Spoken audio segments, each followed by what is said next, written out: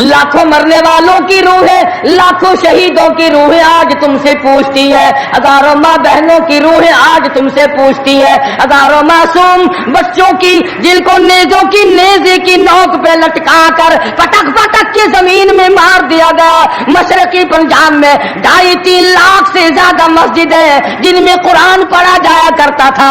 आज जाके देखो गधे पेशाब कर रहे हैं, खंजीर बंधे खड़े हैं, गोबर पाथी पक रहे हैं, चारों तरफ से बेअदबी हो रही है। वो कई लाख मस्जिदों के मीनारे तुमसे आज के दिन पूछते हैं, और मुसलमानों ये तुमने क्या किया। अस्सलाम वालेकुम दोस्तों, आपका इस्तकबाल है आपके अपने चैनल मुल्तानी बयान जोन पर। आज कारी हनीफ मुल्तानी रहमतुल्लाह अलैह बयान फरमाएंगे जिसका टॉपिक और उन्वान है 15 अगस्त 2026, आज़ादी मिली मगर हमने क्या खो दिया। बहुत ही प्यारा और दिल को रुला देने वाला बयान है। आइए मिलकर इस बयान को तवज्जो से सुनते हैं। सन 46 में मुसलमानों से वादा किया गया था, वो ख्वाब आज तक शर्मिंदा ताबीर न हो सका। आए और चले और मर गए, आए और चले गए और मर गए, लेकिन खुदा के कुरान से फरेब किया, अल्लाह के निजाम से दगा की, धोखा किया, कौम से धोखा, खुदा से धोखा, खुदा के कुरान से धोखा। नस्लें बदल गई। इतना लंबा अरसा गुजरने के बाद आज तक इस्लाम की बिस्मिल्लाह शुरू न हो सकी। और आपको मालूम है कुछ लोग अभी जिंदा हैं कि किन हालात में पाकिस्तान बना, और क्या लोगों का ख्याल था, और क्या सोच थी, और क्या तसव्वुर था, और फिर बना हुआ क्या देखा।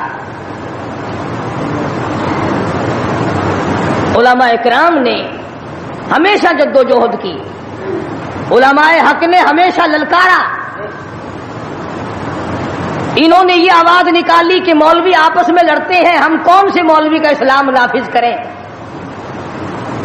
कुतुब आलम हजरत मौलाना अहमद अली साहब लाहौरी सब कैद रहमतुल्लाह अलैह ने 52 उलमा की कमेटी कराची में बिठाकर शिया, सुन्नी, देवबंदी, बरेलवी, अहले हदीस तमाम उलमा से एक दस्तावेज कराकर इनको तैयार करके इनके हवाले कर दी कि आईने खुदाबंदी में हमारा कोई इख्तिलाफ नहीं।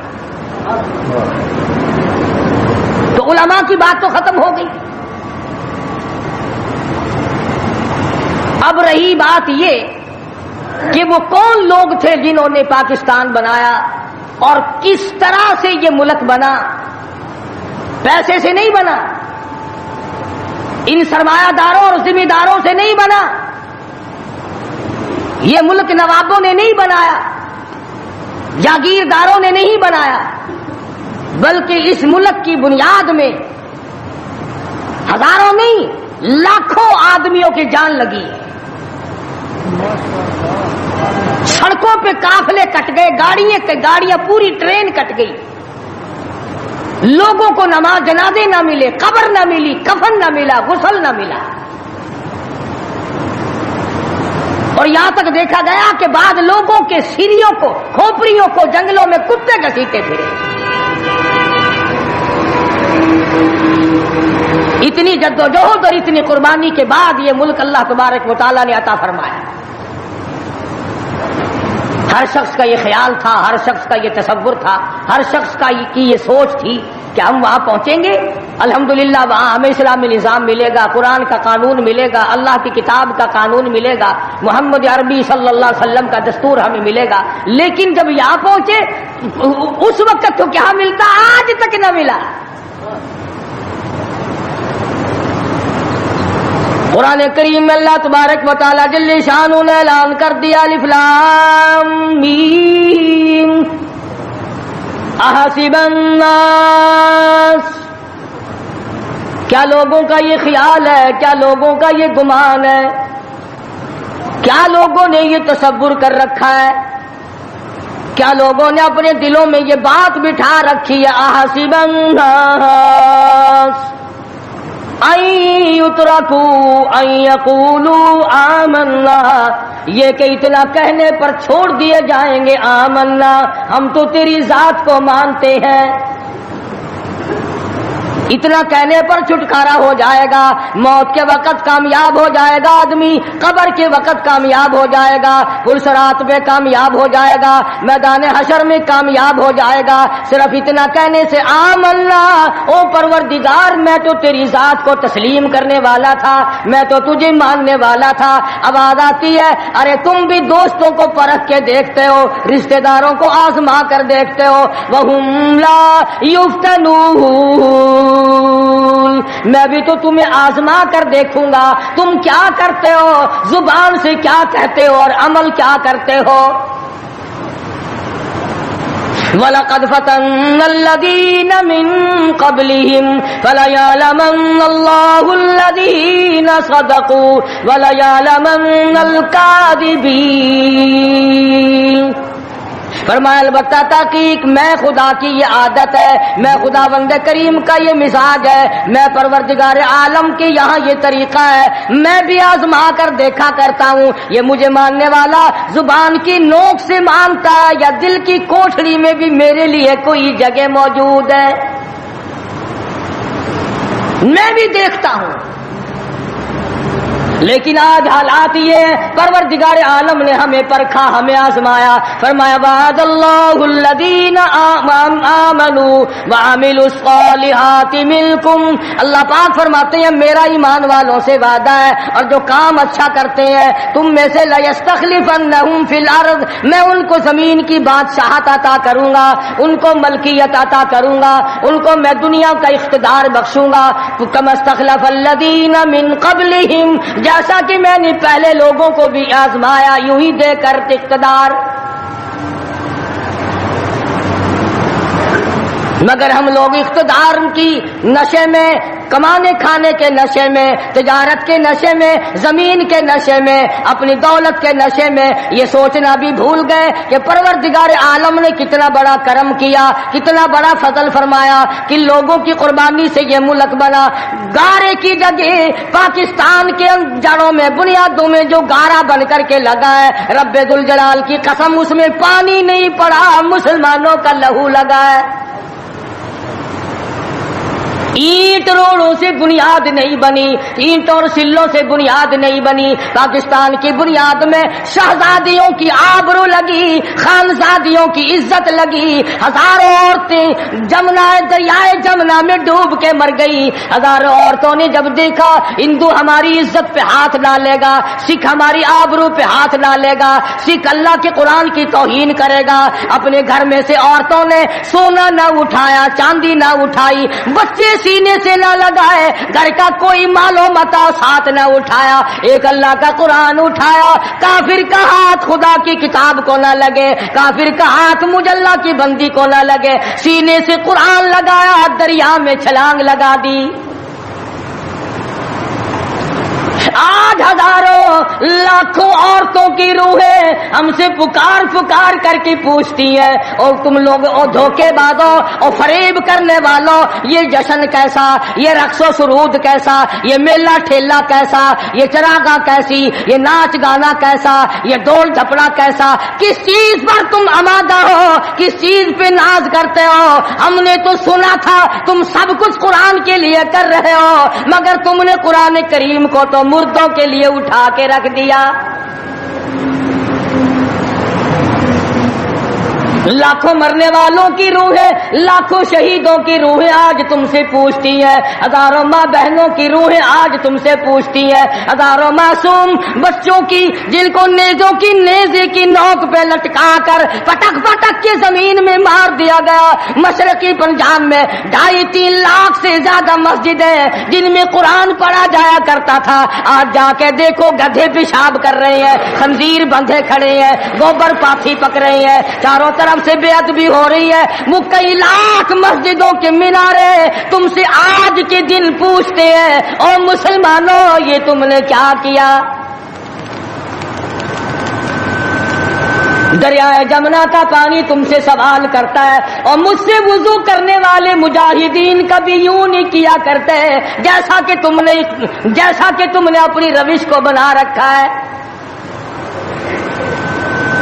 اور پھر ویسے بھی ایک گھر میں میت پڑی ہو اور دوسرے گھر میں شادی ہو اور وہ باجا بجائیں تو علاقے کے لوگ یوں کہیں گے یہ بڑے سنگ دل ہیں، یہ بڑے پتھر دل ہیں، یہ بڑے احمق لوگ ہیں، برابر میں موت ہے، برابر میں قضیہ ہے، برابر میں فوتگی ہے اور یہ ناچ رہے ہیں۔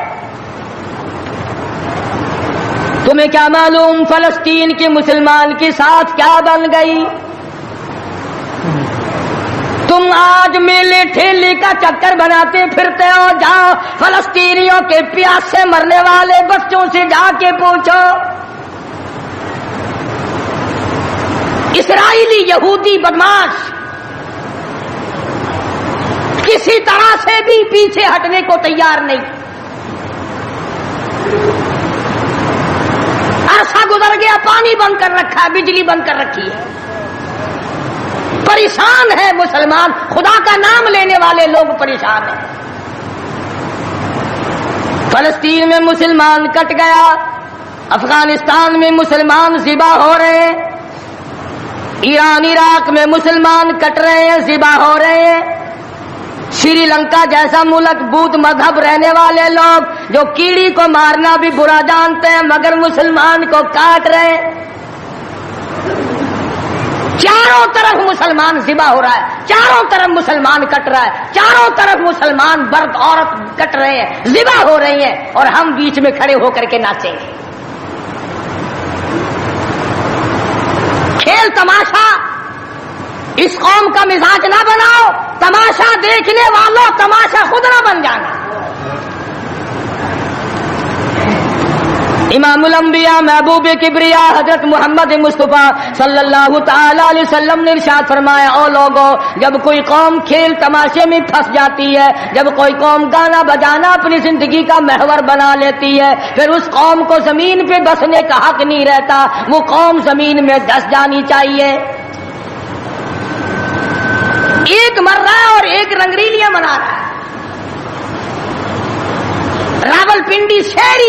راولپنڈی کے شہری لوگ تنگ، 26 فٹ پانی شہر کی گلیوں سے گزر گئے، کیمپوں میں لوگ پڑے ہیں، تنگ ہیں، مکانات بے شمار منہدم ہو گئے، اور ہم 2 جھنڈی مجھے بھی دینا بھائی، میں نے بھی اپنے سر پہ لگانی ہے، جھنڈی تو لگانی ہے، کبھی بارڈر پہ جا کے تو للکار کسی کو۔ ادھر ایٹم بم بن رہے ہیں، ادھر مسلمانوں کے گلوں پہ چھرے چل رہے ہیں، ہم رنگ برنگی جھنڈیوں کے پیچھے پھر رہے ہیں۔ سال میں 4 موقع بنا دیے قوم کو کھلانے کے، تماشا دکھانے کے، کہ تم اسی دھندے میں لگے رہو۔ 10 محرم کا جلوس نکالا کرو، 12 ربیع الاول کا جلوس نکالا کرو، 23 مارچ کا جلوس نکالا کرو، 14 اگست کا جلوس نکالا کرو، سال میں تمہارے لیے 4 دن انتخاب کر دیے تاکہ تم اسی دھندے میں لگے رہو۔ خدا بند عالم اتنی بڑی طاقت کا مالک ہے کہ اگر وہ ناراض ہو گیا تو پھر اجتماعی عذاب آئے گا، قومی عذاب نہ آ جائے۔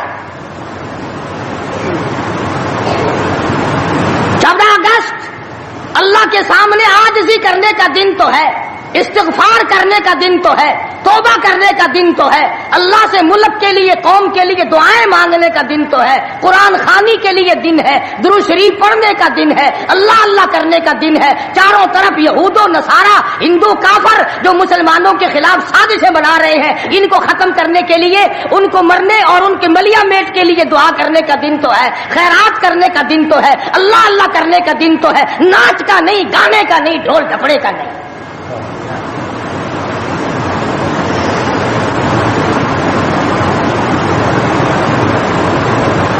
ترقی اس کا نام نہیں کہ فلاں جگہ اونٹوں کی دوڑ ہو گئی، فلاں جگہ گھوڑوں کی دوڑ ہو گئی، فلاں جگہ لوگوں کی دوڑ ہو گئی اور فلاں جگہ چھوکروں کی دوڑ ہو گئی۔ ترقی کے اور بڑے راستے کچھ کر کے دکھاؤ۔ اللہ پاک جل شانہ نے اعلان کر دیا، لوگوں قال عسى ربكم ان يهلك عدوكم وَيَسْتَخْلِفَكُمْ فِي الْأَرْضِ فَيَنْظُرَ كَيْفَ تَعْمَلُونَ۔ اللہ پاک فرماتے ہیں تم یوں نہ سمجھا کرو کہ تم تخت پہ بیٹھ گئے تو مجھ سے چھپ گئے۔ شہنشاہ، ملک کے مالکوں، تخت و تاج کے مال کو یہ نہ سوچا کرو کہ یہاں بیٹھ کر اب خدا کی نظر ہم پہ نہیں پڑتی. فرمایا میری وہ ذات ہے لمن الملک اليوم، میں وہ ہوں پوچھوں گا کون ہے آج کے دن دم مارنے والا. الیوم تجزا کل نفس بما کسبت، کسی پر ظلم نہیں کیا جائے گا، کوئی بول نہیں سکے گا، جواب نہیں دے سکے گا. کیوں؟ دربار الہی ہوگا. کہتا وہ ایسی روب کی جا ہے کہ دربار الہی میں ہزاروں سر بلندوں کا عزیزوں سر جھکا ہوگا.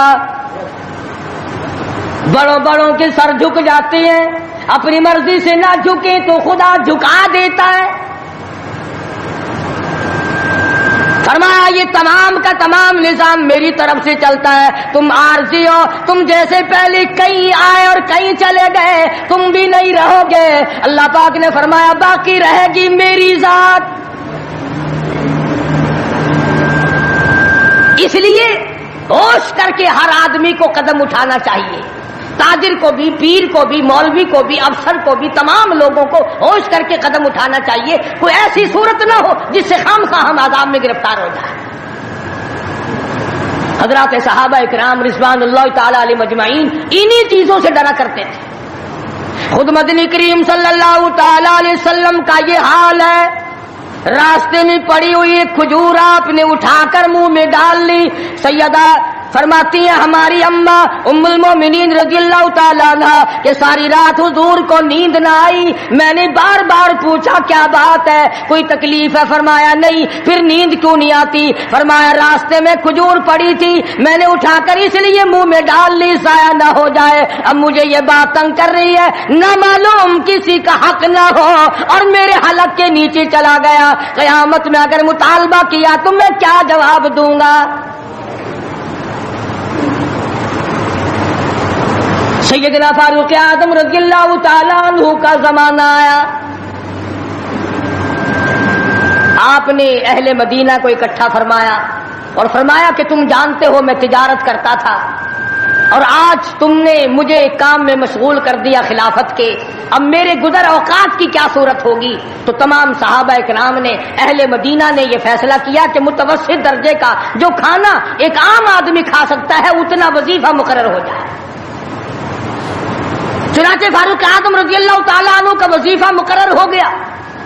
امیر المومنین خلیفۃ المسلمین 22 لاکھ مربع میل کا حکمراں، کابل سے لے کر طرابلس تک کا حکمراں فاروق اعظم، جس کو خدا کے نبی نے اللہ میاں سے مانگ کے لیا. ایک دن جمعے کے اندر خطبہ ارشاد فرما رہے ہیں، خطبہ دے رہے ہیں. صحابہ کہتے ہیں ہم نے امیر المومنین فاروق اعظم کو تہمت کو دیکھا، منجلے اور لنگی کو دیکھا. ایک لنگی میں ایک چادر میں 12 پیوند لگے ہوئے تھے. 12 پیوند، 22 لاکھ مربع میل کا حکمراں، اس کے تہمند میں 12 پیوند ہے، ایک پیوند چمڑے کا بھی ہے. آج تو پیوند لگانا ہمارے یہاں عیب ہی ہو گیا. کون اس بات کا خیال کرتا ہے؟ ایک اور جمعے میں دیر سے تشریف لائے فاروق اعظم رضی اللہ تعالیٰ عنہ. لوگوں نے عرض کیا کہ آپ نے دیر کی. فرمایا یہ کپڑے جو تمہارے سامنے پہن کر آیا ہوں میرے پاس یہی کپڑے ہیں، یہ دھوئے تھے، خشک نہ ہوئے تھے، اس لیے آدھے گیلے آدھے سوکھی پہن کر آ گیا ہوں. دیر اس لیے ہو گئی، میں بادشاہ ہوں، میں امیر المومنین ہوں، میں خلیفہ ہوں، میں مدنی کریم صلی اللہ علیہ وسلم کا جانشین ہوں، تمہارا امیر اور امام ہوں، لیکن غریب اتنا ہوں کہ یہی کپڑے ہیں میرے پاس جو تمہارے سامنے پہننے کھڑا. ادھر ہمارا حال دیکھ لو کیا بنا ہوا ہے. جس ملک کا چوڑا بھی بے ایمان ہو وہ ملک ترقی کیسے کرے گا؟ صفائی کرنے والا بنگی 4 دن تک چکر نہیں لگاتا. پوچھے کون؟ جب ہم سارے تقریباً کانے ہیں تو سوال کون کرے گا؟ ہم سے پوچھے گا کون؟ آپ مارکیٹ میں بیٹھ کر چوری کرتے ہیں، ہم مولوی غلط مسئلے بتا کر مسجد میں چوری کرتے ہیں، افسر عدالت میں قانون کی چوری کرتا ہے، ڈاکٹر اسپتال میں چوری کرتا ہے، اس کا یہ مطلب ہوگا کہ ہم سب چور نہیں؟ صحیح مسئلہ بتلاؤ تو مولوی کی تنخواہ 6 مہینے نہیں ملتی، 1 مہینے کی۔ کون صحیح بات کو برداشت کرے؟ متولی صاحب اگر مسئلہ پوچھے نا، بیچارے مولوی کو کہنا پڑتا ہے ہاں جی چلو مسئلہ تو یوں ہے، پر جو آپ کہتے ہیں وہ بھی ٹھیک ہو سکتا ہے، اس لیے اگر یوں نہ کہے تو پھر مسجد میں کیسے کرے گا؟ سیدنا فاروق اعظم رضی اللہ تعالیٰ عنہ کھانا کھا رہے ہیں، ایک بہت بڑا امیر آدمی آ گیا، فاروق اعظم نے فرمایا آؤ کھانا کھا لو۔ انہوں نے کھانا کھانا شروع کر دیا، صحابی ہے وہ بھی، امیر آدمی ہے صحابی۔ فاروق کے دسترخوان سے لقمہ اٹھا کر جب منہ میں ڈالا، قسم کھا کر کہتا ہے بغیر چھنے ہوئے آٹے کا لقمہ تھا، جو کی روٹی تھی، چبا چبا کر تھک گیا مگر وہ حلق سے نیچے نہیں جاتا تھا۔ امیر المومنین کا کھانا ہے، بادشاہ وقت کا کھانا ہے، نبی کے جانشین کا کھانا ہے۔ انہوں نے کہا اے فاروق، چھنا ہوا آٹا بھی تو آپ کھا سکتے ہیں، ایسا کیا عذاب آ گیا کہ چھنے ہوئے آٹے کی روٹی نہیں کھائی؟ تو فوراً بول اٹھے، اللہ کی کروڑ رحمت نازل ہو ان اللہ والوں پر، فرمایا بھائی کیا ہر مسلمان جو بھی لا الہ الا اللہ محمد رسول اللہ پڑھنے والا ہے، ہر مسلمان کو چھنے ہوئے آٹے کی روٹی مل سکتی ہے؟ میری حکومت اتنا وزن برداشت کر سکتی ہے کہ ہر آدمی کو چھنے ہوئے آٹے کی روٹی ملے؟ انہوں نے کہا نہیں۔ فرمانے لگے جب تک ہر آدمی کو نہ ملے فاروق، کون ہوتا ہے جو چھنے ہوئے آٹے؟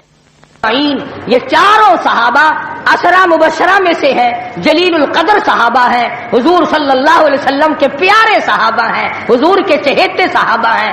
آپس میں چاروں بیٹھ کے بات کرنے لگے، یارو کمال ہو گیا، ہمارا امیر ہو، ہمارا بادشاہ ہو، ہمارا خلیفہ ہو، اور اتنا تنگ، اتنی تنگ دستی میں زندگی کٹ رہی ہو۔ تو وہ کہنے لگے کہ پھر کیا ترکیب ہو؟ ان سے کہا جائے کہ کچھ وظیفہ بڑھا لو، کچھ اپنا خرچہ بیت المال سے بڑھا لو۔ کسی کی جرت نہ ہوئی۔ ایک صحابی نے مشورہ دیا کہ یوں کرو، سیدہ حفصہ رضی اللہ تعالی عنہا فاروق اعظم کی بیٹی ہیں اور محمد عربی سب کہہ دو صلی اللہ علیہ وسلم کی گھر والی ہے، ان سے جا کر درخواست کرو، بیٹی اپنے ابا سے کہے گی شاید بات بن جائے، یعنی فائدہ بھی فاروق کا ہو، مطلب کی بات بھی فاروق اعظم کی ہو، مگر کہنے کو کوئی تیار نہیں، اتنا ڈر ہے کہ یہ اپنے مطلب کی بھی نہیں سنے گا۔ آج کل تو ہمیں بنا کے لانے پڑتے ہیں کہ پہلے ہمیں کوئی مولانا کہنے والا ملے، فلاں صاحب کہنے والا ملے، شاہ صاحب کہنے والا ملے، 7 چمچے لے جانے پڑتے ہیں۔ فاروق اعظم رضی اللہ تعالیٰ عنہ اپنی لگتے جگر سیدہ حفصہ رضی اللہ تعالیٰ عنہ سے ملاقات کے لیے گئے۔ حضرت حفصہ رضی اللہ تعالیٰ عنہ نے عرض کر دیا ابا جان یہ کیا حالت بنا رکھی ہے، یا یہ کیا پریشانی کی حالت ہے، یہ کیا تنگی کی حالت ہے، آپ کچھ وظیفہ بڑھا لیں، آپ کچھ اپنا خرچہ بڑھا لیں، اس لیے کہ مسلمان لوگ اس حالت کو دیکھنے کے لیے تیار نہیں۔ اب تو کہہ دینا چاہیے تھا کہ بھی جو کچھ وہ بڑھانا چاہیں بڑھا دیں، تنگ تو میں واقعی ہوں۔ فرمایا اے حفصہ تو ان لوگوں کے نام بتا جو تیرے پاس فرمائش کرنے آئے تھے، اور فرمایا سب سے پہلے او حفصہ او میری لگتے جگر، اے میری بیٹی تیرے سامنے زندگی گزری ہے محمد عربی صلی اللہ تعالی علیہ وسلم کی، تو حضور اکرم صلی اللہ علیہ وسلم کا کھانا بتا۔ حضرت حفصہ کہنے لگی ابا جان میں محمد کریم صلی اللہ علیہ وسلم کی روٹی پکایا کرتی تھی، آٹا سامنے رکھ کر پھونک مار دیا کرتی تھی، جتنا گھاس اڑ گیا باقی بیچ میں پکایا کرتی تھی۔ اور فرماتی ہے زیتون کے تیل کا ڈبہ رکھا ہوا تھا، تیل ختم ہو چکا تھا، ایک دن میں نے نیچے کی تل چھٹی گاد نکال کر روٹی کے اوپر چپڑ دی، آپ صلی اللہ علیہ وسلم نے نوش فرمائی، فرمایا حفصہ آج روٹی بڑی مزیدار لگی ہے، اور فرمانے لگے ثم لتسألن یومئذ عن النعیم۔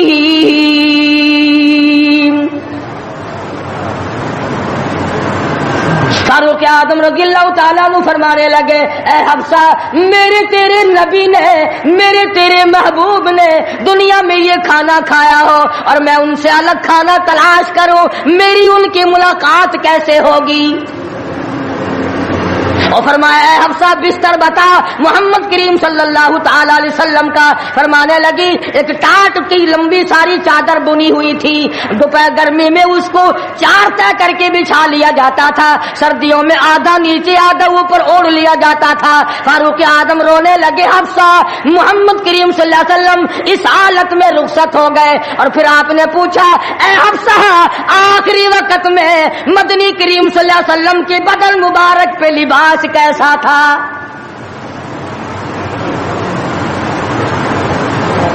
وہاں لباس کی حالت کھانے کی حالت یہ ہے, یہاں بنگلوں کی گنتی نہیں کوٹھیوں کی گنتی نہیں. اور یہ نہیں سوچتے اگر عذاب آ گیا تو یہ بنگلے یہ کوٹھیاں نہیں بتا سکیں گی. یہ رشوت بٹور کر کے محل بنانا یہ تو کبھی بھی کام نہیں آئے.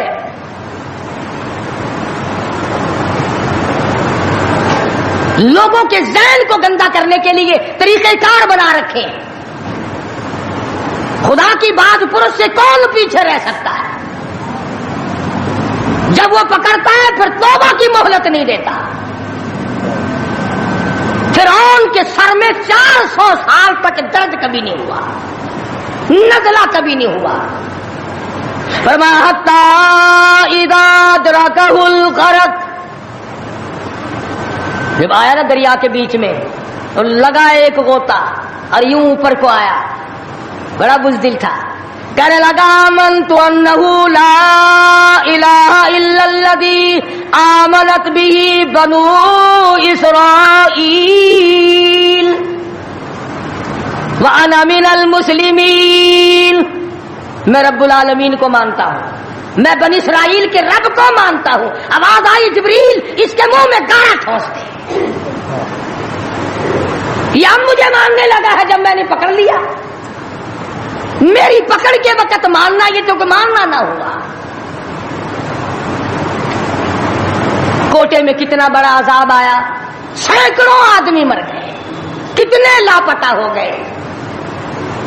چاروں طرف خلقت خدا کی پریشان ہے, بس ایک ہی آواز آ رہی ہے تیاری کرو, مکان چمکاؤ, دکان چمکاؤ, بازار چمکاؤ, دندا بے شک نہ ہو پر چمکائے رکھو. تو جیسے عورتوں میں بیماری نہیں پھیل جاتی, 80 سال کی بڑھیا سرخی لگا کے چل دیتی ہے. چمک, کارنامے کی چمک پیدا کرو, اعمال کی چمک پیدا کرو, ایمان کی چمک پیدا کرو. محمد کریم صلی اللہ علیہ وسلم کے نظام کو چلا کر وہ چمک پہ دھمک پیدا کرو, وہ ترقی پیدا کرو کہ دنیا کی قوم کو پتا چل جائے کہ یہ اللہ اور اس کے رسول کے ماننے والے بن گئے. اب ان سے خطرہ کھاؤ. تمہیں معلوم ہے فاروق کے ایک ایک کپڑے میں پیون تو 12 تھے, پیٹ میں روٹی جو کی تھی, مگر چاروں طرف کے کافر کڑپا کرتے تھے, لرزتے تھے کہ اگر فاروق کا ادھر سے گزر بھی ہو گیا تو بات بگڑ جائے گی. یہاں تک حالات بنے صحابہ کرام کے, اللہ تعالیٰ کی کروڑ رحمت نازل ہو, صحابہ کرام کی قبروں پر آمین کہو کہ 5 لاکھ کے مقابلے میں 5 محمد کے غلام کامیاب ہو گئے. 5 لاکھ کے مقابلے میں حضور کے 5 غلام کامیاب. اسپین میں 3 مسلمان گئے, پورے ملک کے مقابلے میں 3 مسلمان کامیاب. وہ مسلمان تھے صحیح معنوں میں. مسلمان کو کوئی شکست نہیں دے سکتا, مسلمان کو کوئی مار نہیں سکتا. آج ہم یہودیوں اور عیسائیوں کا کھلونا بن کر کے مار کھا رہے ہیں. آج ہم ان کے ہاتھوں کے تاش کے پتے بنے ہوئے ہیں. آج ہم ان کے اشاروں پہ سب کچھ کرتے ہیں. چاروں طرف مسلمان کا لہو بہ رہا ہے. مغلیہ خاندان کے بادشاہوں کے واقعات کتابوں میں موجود ہیں. آپ پڑھ کر کے دیکھ لیں کہ جن لوگوں نے اچھے کام کیے ان کی زندگی کیسے گزری, اور جن لوگوں نے برے کام کیے ان کی زندگی کیسے گزری. لوگ ان کا نام لینا بھی گوارا نہیں کرتے. کیا بات تھی. سلطان عالمگیر رحمت اللہ علیہ جہاں بادشاہ وقت تھا, جہاں پورے ہندوستان کا مالک تھا, وہاں مدنی کریم صلی اللہ علیہ وسلم کی 5000 حدیث تو زبانی یاد تھی. بادشاہ کو 5000 حدیث زبانی یاد تھی.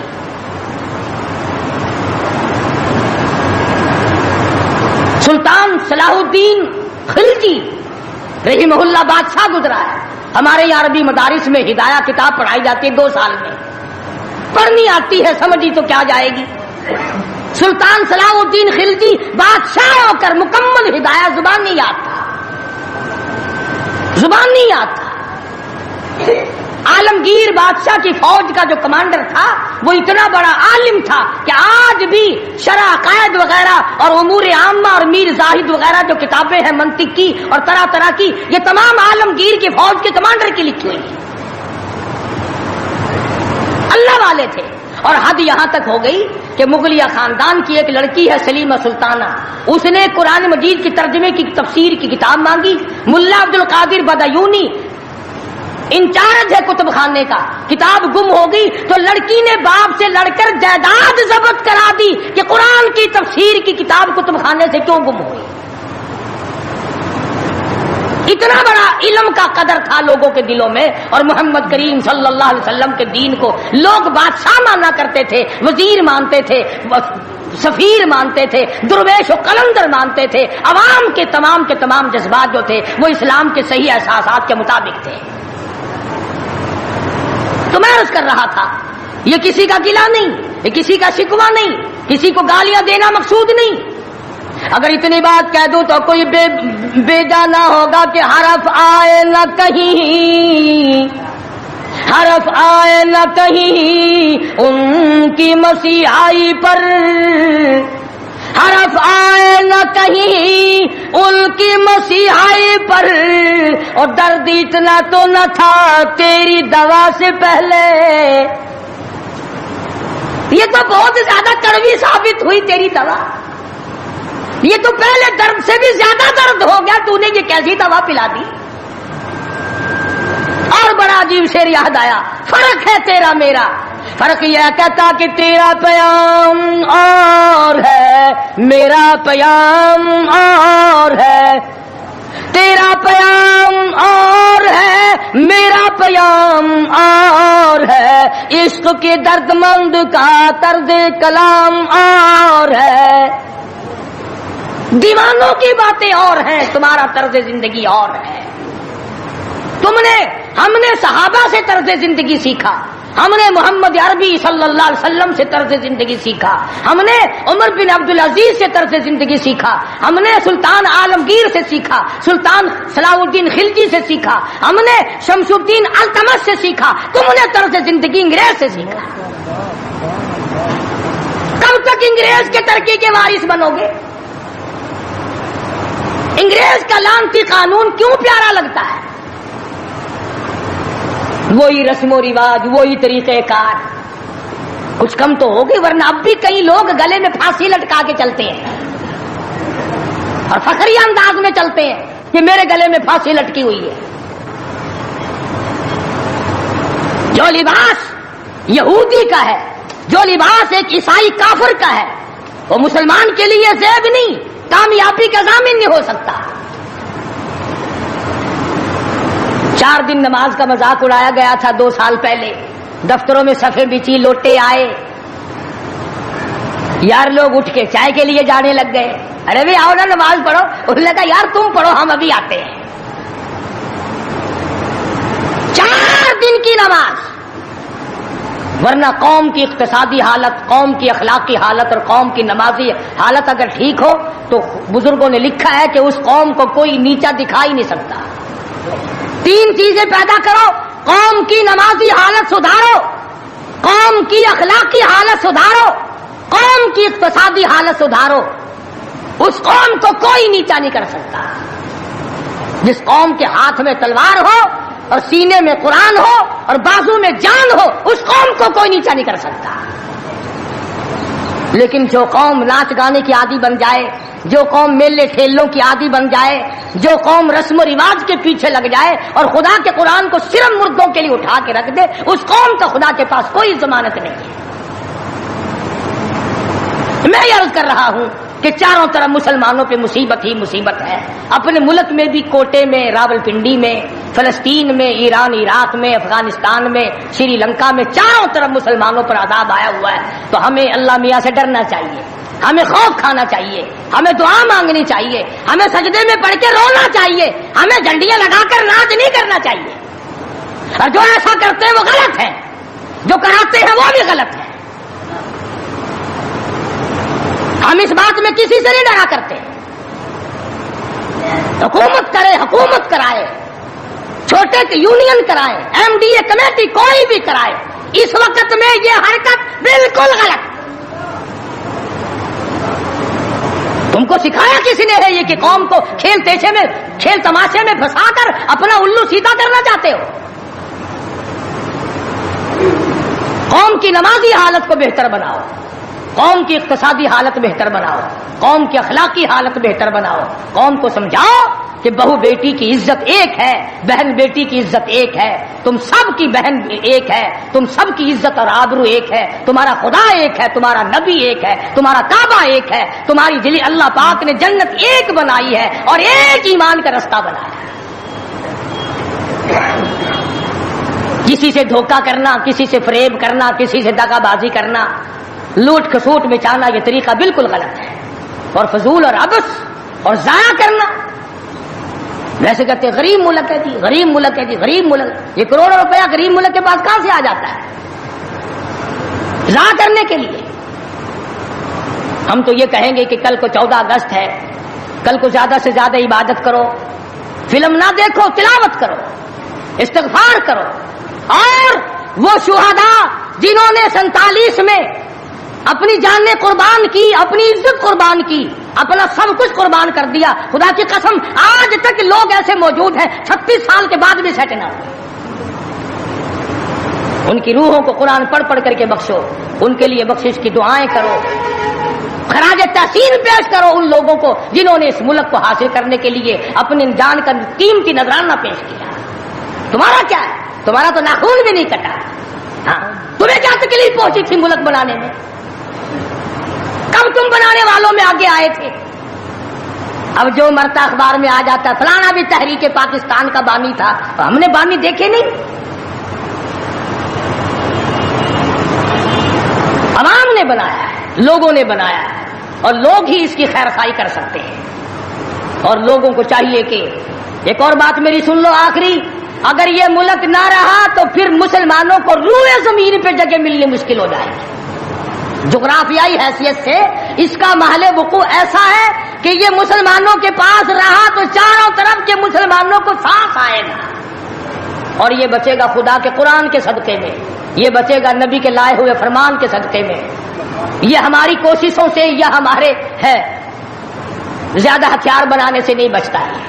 تو اس لیے قرآن مجید کو جگہ دو، اسلام اور ایمان کو جگہ دو، قرآن کا جھنڈا بلند کرو، ایمان کا جھنڈا بلند کرو. آؤ 14 اگست کو مل کر سب دعا کریں کہ ہم آئندہ جھوٹ نہیں بولیں گے، ہم آئندہ رشوت نہیں لیں گے، ہم آئندہ کسی سے دغا نہیں کریں گے، ہم کم نہیں تولیں گے، ہم کم نہیں ناپیں گے، ہم ملاوٹ نہیں کریں گے، ہم غلط مسئلے بتا کر لوگوں کے ایمان کا بیڑا غرق نہیں کریں گے. پھر تو ہمارے لیے یہ بڑا بہترین دن ہے.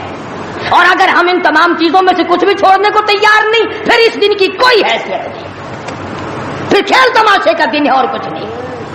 خدا بند عالم نے صاف لفظوں میں فرما دیا کہ ان یترکوا ان یقولوا آمنا، کہ صرف اتنا کہنے پر نجات نہیں ہے کہ اے خدا ہم تیرے ماننے والے ہیں، بلکہ اس کہنے کے بعد اس کے پورے فرمان کو ماننا پڑے گا. شکل حضور کے فرمان کے مطابق نبی کی شکل کے ساتھ شکل ملانی پڑے گی، نبی کے لباس کے ساتھ لباس ملانا پڑے گا، نبی کے لائے ہوئے قرآن کو دل و دماغ میں، گھر معاشرے میں، محلے اور کچہری میں جگہ دینی پڑے گی. یہ کوئی طریقہ نہیں کہ آگے پیچھے سارے کام یہودیوں والے، عیسائیوں والے، جب کوئی مر جائے تو سارے مسلمان لاؤ قرآن پڑھو، قرآن پڑھو، قرآن پڑھو. تو قرآن بھی کہتا تو ہوگا کہ مرے بغیر میرا بھی کہیں ٹھکانہ ہی نہیں، جب کوئی مر جائے تو پھر راستہ ملتا ہے. تو ایسی صورت میں ہم مسلمانوں کو بڑا سوچ کے چلنا چاہیے. مسلمانوں اپنی تاریخ پڑھا کرو، احمد شاہ ابدالی کی تاریخ پڑھو، شہدائے بالاکوٹ کی تاریخ پڑھو، مغلیہ خاندان کے بہادروں کی تاریخ پڑھو کہ وہ کیسے لوگ تھے، عمر بن عبدالعزیز کی تاریخ پڑھو، سیدنا خالد بن ولید کی تاریخ پڑھو، سیدنا امام حسین رضی اللہ تعالیٰ عنہ کی تاریخ پڑھو، حضرت علی رضی اللہ تعالیٰ عنہ کی تاریخ پڑھو۔ ہمارے جو اسلاف تھے وہ بہت کچھ تھے، اور خدا کی قسم دنیا نے ان کو مانا ہے۔ تم بھی مان جاؤ کامیاب ہو جاؤ گے۔ پوری دنیا نے ان کو، جنہوں نے ان کی اقتدا نہیں کی انہوں نے بھی مانا کہ صحیح یہ تھے، ہم غلطی پہ تھے۔ اللہ کے نیک برگزیدہ بندے، مقبول ترین بندے، اللہ والے، اللہ کے ولی، بزرگان دین رحمہم اللہ علیہ مجمعین کے واقعات اور مختصر سے حالات اس نیت سے عرض کر رہا تھا کہ ہمیں بھی اپنے گریبان میں جھانکنے کا موقع ملے، ہم لوگ بھی یہ سوچیں کہ یہ اللہ والے تھے، پیٹ بھی تھا، نفس بھی تھا، بیوی بھی تھی، بچے بھی تھے، پیاس بھی لگتی تھی، بھوک بھی لگتی تھی، کپڑا بھی درکار تھا، سردی گرمی بھی آتی تھی، ان لوگوں نے اللہ کی رضا کیسے حاصل کی؟ نیت میری کسی کی تردید مقصود نہیں، سمجھانے کے لیے کہتا ہوں، جیسے سڑک پہ پیدل آدمی چل رہا ہو اور پاس سے کار گزرتی ہے تو دل میں خیال آتا ہے کہ میرے پاس بھی کار ہوتی۔ ان اللہ کے نیک بندوں کو دیکھ کر میں اور آپ کیوں نہیں سوچتے کہ میں بھی اللہ کا نیک بندہ بن جاتا؟ کوٹھی بنگلہ دیکھ کر، لمبا چوڑا کاروبار کارخانہ دیکھ کر آدمی کے دل میں آتا ہے یارو یہ کارخانے دار ہے، میں اس کا مزدور ہوں۔ تیرے دل میں یہ بات کیوں نہیں آتی کہ میں نماز بھی نہیں پڑھتا اور فلانا ساری رات سویا ہی نہیں؟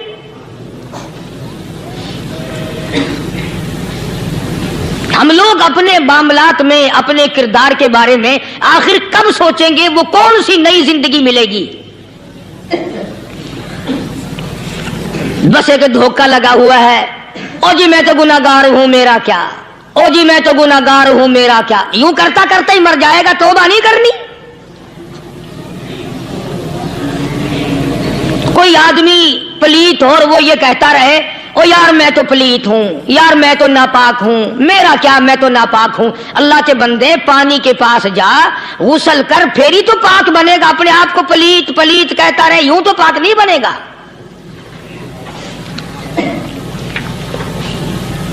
یہ اللہ والے جو ہوتے ہیں آدمی کے اندر کو ٹھیک کرتے ہیں۔ جیسے ڈاکٹر کہتا ہے کہ اگر بلڈ پریشر کے مریض ہو تو نمک نہ کھاؤ، شوگر کے مریض ہو تو میٹھا نہ کھاؤ، بادی کے مریض ہو تو آلو نہ کھاؤ۔ اللہ والا کہتا ہے اگر تمہارے اندر شرک کی بیماری ہے تو خدا کے دروازے کے سوا کہیں نہ جاؤ۔ اللہ والے اندر کا علاج کرتے ہیں، روحانی علاج کرتے ہیں، اس بیماری کا علاج کرتے ہیں جو قبر میں کام آئے گی۔ جب اللہ والوں کی مجلس میں بیٹھو گے تو وہ تمہیں یہ بتائیں گے کہ نبی کی سنتوں کے پھول چھوڑ کر بدعت کے کانٹوں کی طرف نہ جاؤ۔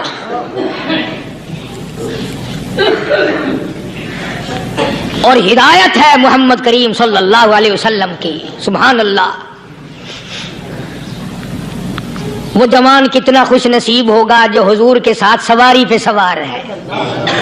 اللہ اکبر۔ سیدنا معاذ بن جبل رضی اللہ تعالیٰ عنہ کی ذات اقدس ہے،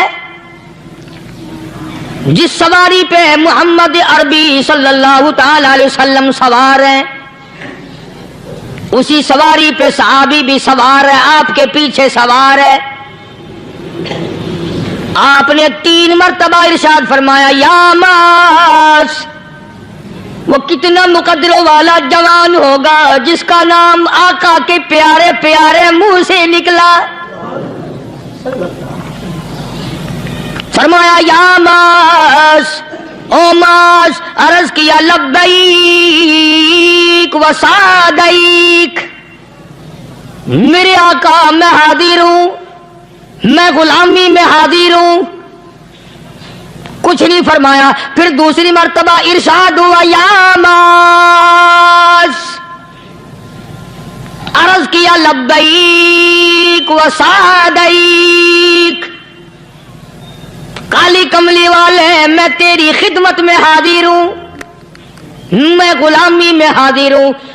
तीसरी मर्तबा फिर फरमाया या मास। समझे आप, ये तो हुजूर को पता था कि मेरी आवाज इसने पहली दफा में ही सुन ली, पुकार रहा है मैं हाजिर हूं। 3 मर्तबा आवाज इसलिए दी, यानी मैं जो तुझे बताना चाहता हूं वो बड़ी अहम बात है, तवज्जो कर, ध्यान कर उस बात की तरफ जो मैं तुझे बताने लगा हूं। तीसरी मर्तबा इरशाद हुआ या मास। अर्ज किया लब्बैक व सादैक, मेरे आका मैं हाजिर हूं, गुलामी में हाजिर हूं। इरशाद फरमाओ, फरमाया या मास ला तुशरिक बिल्लाह। ओ माजी, मुझसे इरशाद सुन ले, मुझसे पैगाम सुन ले, मैं मोहम्मद करीम सल्लल्लाहु ताला अलैहि वसल्लम तुझे बड़ी पते की बात बताने लगा हूँ, गुर की बात बताने लगा हूँ, कोई हकीकत की बात बताने लगा हूँ। ला तुशरिक बिल्लाह। ओ मेरे जमाल, मेरे सहाबी, ओ माज, अल्लाह की जात में, अल्लाह की सफात में किसी को शरीक न ठहराना।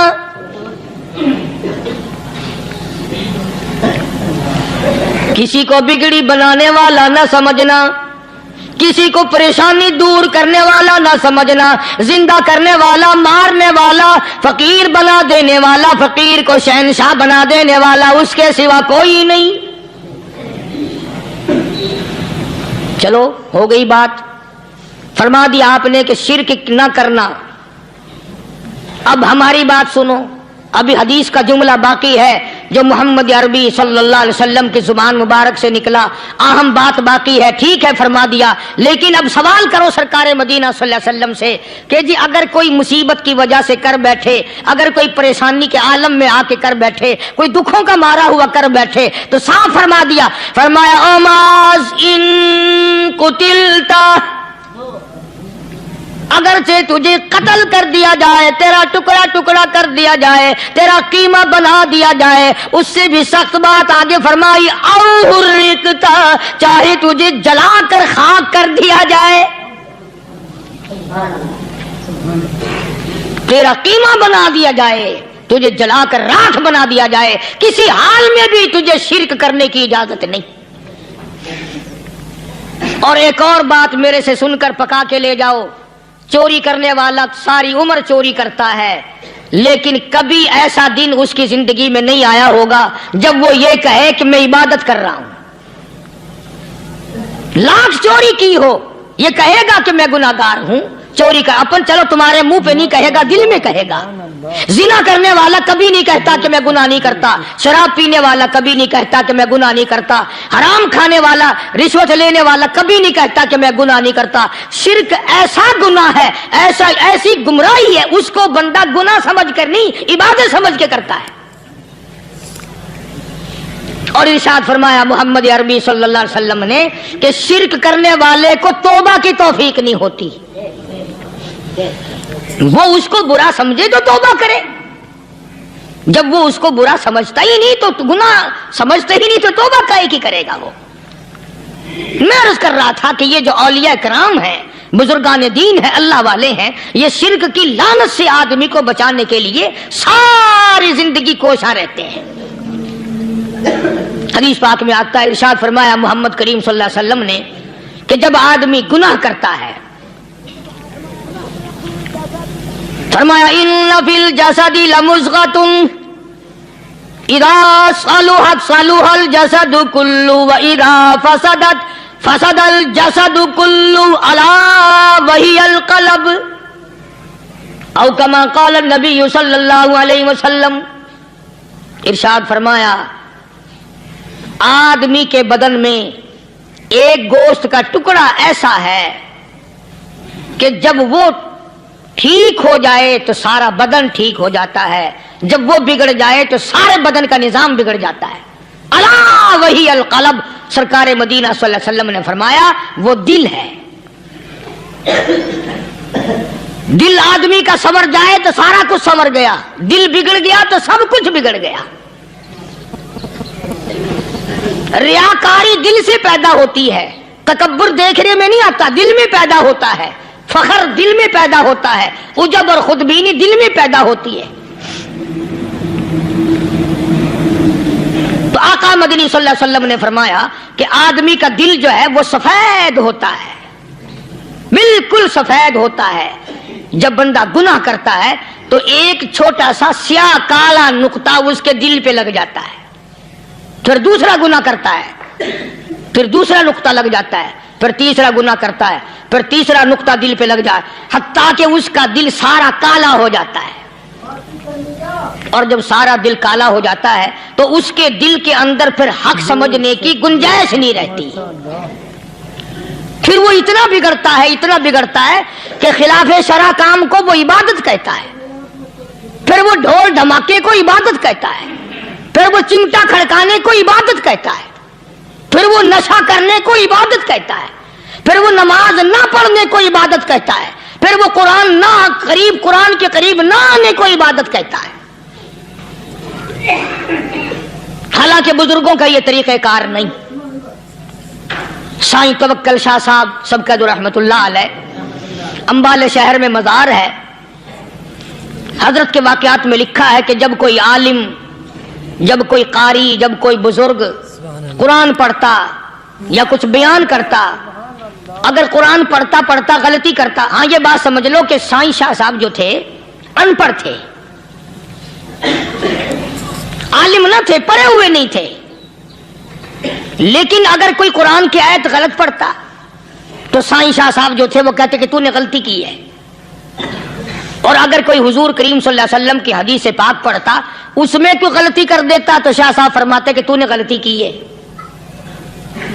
تو ایک دن مولویوں نے، عالموں نے، قاریوں نے مشورہ کر لیا اور کہنے لگے آؤ شاہ صاحب سے پوچھیں گے کہ ان کو یہ پڑھے ہوئے تو ہے نہیں، ان کو پتہ کیسے چلتا ہے، آیت غلط پڑھی گئی یا حدیث پاک غلط پڑھی گئی، ان کو پتہ کیسے چلتا ہے؟ تو اللہ والے کی خدمت میں پہنچے اور جا کے یہ سوال کر دیا، اللہ والے سے یہ سوال کر دیا، آپ سب سبحان اللہ کہو تو میں آگے جواب بتاؤں۔ اللہ اکبر، اللہ اکبر، کیا شان ہے اللہ والوں کی۔ فرمایا تم نہیں جانتے جب کوئی قاری قرآن صحیح پڑھتا ہے، عالم حدیث پاک صحیح بیان کرتا ہے، میں دیکھتا ہوں، میری آنکھوں کو نظر آتا ہے، اس کے سر سے لے کر آسمان تک نوری فرشتوں کی قطار بند جاتی ہے، اور جب وہ غلطی کرتا ہے تو وہ قطار ساری رخصت ہو جاتی ہے، وہ قطار ساری چھٹی کر جاتی ہے، میں سمجھ جاتا ہوں کہ کوئی غلطی ہوئی ہے۔ یہ ہے اللہ والوں کی باتیں جو ہم لوگوں کے کام آنے والی ہیں، جو ہمارے سوچ و بچار کی ہیں، جو ہمارے کرنے کی ہیں، کہ کتنے دن ان حضرات کو فاقے کرنے پڑے، مصیبت جھیلنی پڑی، پریشانی اٹھانی پڑی تو پرواہ ہی نہیں کرتے تھے۔ مخلوق سے سوال کرنا ان حضرات کے یہاں بہت بری بات تھی، بلکہ نفحۃ الیمن ایک عربی کورس کی کتاب ہے، درس میں پڑھائی جاتی ہے عربی مدرسوں میں۔ ہم نے جب سبق پڑھتے تھے تو ایک واقعہ پڑھا تھا کہ کسی پہاڑ کی غار میں ایک اللہ والا رہتا تھا اور اللہ اللہ کرتا تھا، ہر وقت اللہ کی طرف سے کھانا آ جاتا تھا اور وہ کھا لیا کرتا تھا۔ تو خدا امتحان بھی کرتا ہے، آزمائش بھی کرتا ہے، دعا کیا کرو اللہ ہماری آزمائش نہ فرمائے، ہم لوگ آزمائش کے قابل کہاں ہیں۔ تو اللہ پاک نے جب اس اللہ والے کی آزمائش فرمائی تو 3 دن تک کھانا نہ آیا، 3 روز تک کھانا نہیں آیا۔ جب نہیں آیا تو بھوک نے ستایا، اور جب بھوک نے ستایا تو پریشانی ہوئی، اور جب پریشانی ہوئی تو دل میں خیال آیا کہ اب میرے لیے سوال کرنا جائز ہو گیا، اب تو میں بالکل بھوک نے تنگ کر دیا مجھے۔ تو پہاڑ سے نیچے اترے اور جا کر کے ایک مکان پہ سوال کر دیا، اور سوال یہ کیا کہ اللہ نام پہ مجھے کھانا چاہیے۔ ان گھر والوں نے 3 روٹیاں دے دی،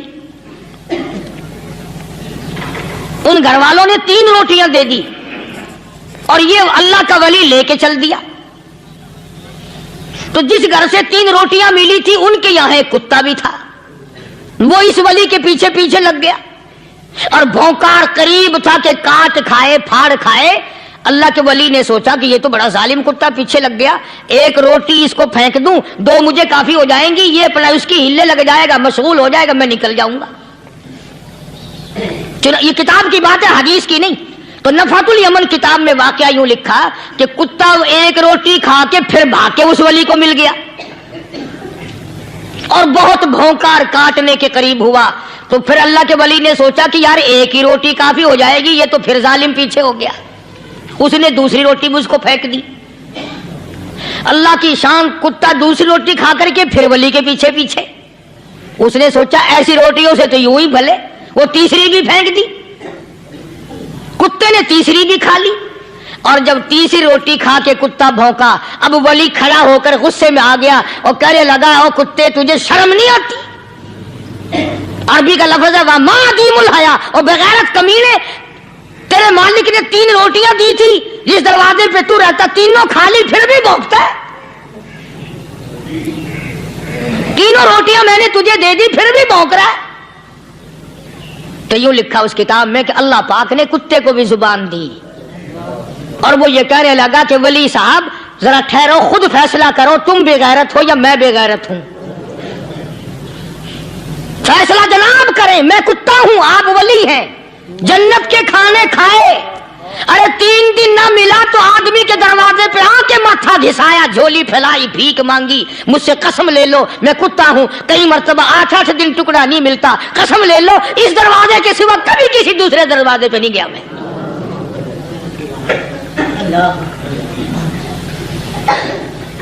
तजर्बा कर लो, 3 दिन कुत्ते को टुकड़ा डालो, चौथे दिन दुम हिलाकर तुम्हारे पांव में लिटेगा। सारी उम्र गुजर गई उस मालिक का दिया हुआ खाते हुए पीते हुए, आज भी तुझे उस मालिक का दरवाजा समझ नहीं आया। पानी वो पिलाता, वल्लदी हुआ युतइमुनी व यस्कीन व इदा मरिज़तु फहुव यशफीन। कितना खिलाता है, कितने आला दर्जे के खाने खिलाता है, तरह तरह के खाने खिलाता है। पाला उसने, संभाला उसने, जिंदगी उसने दी, औलाद उसने दी, खूबसूरत बीवी उसने दी, गराबाद उसने किया। थोड़ी सी परेशानी आ गई, अब जाके कब्र के सामने झुका खड़ा है, उस मालिक से मेरा काम नहीं चला, और 4 गज जमीन में पड़ने वाले, तू मेरी हाजत रवाई कर दे।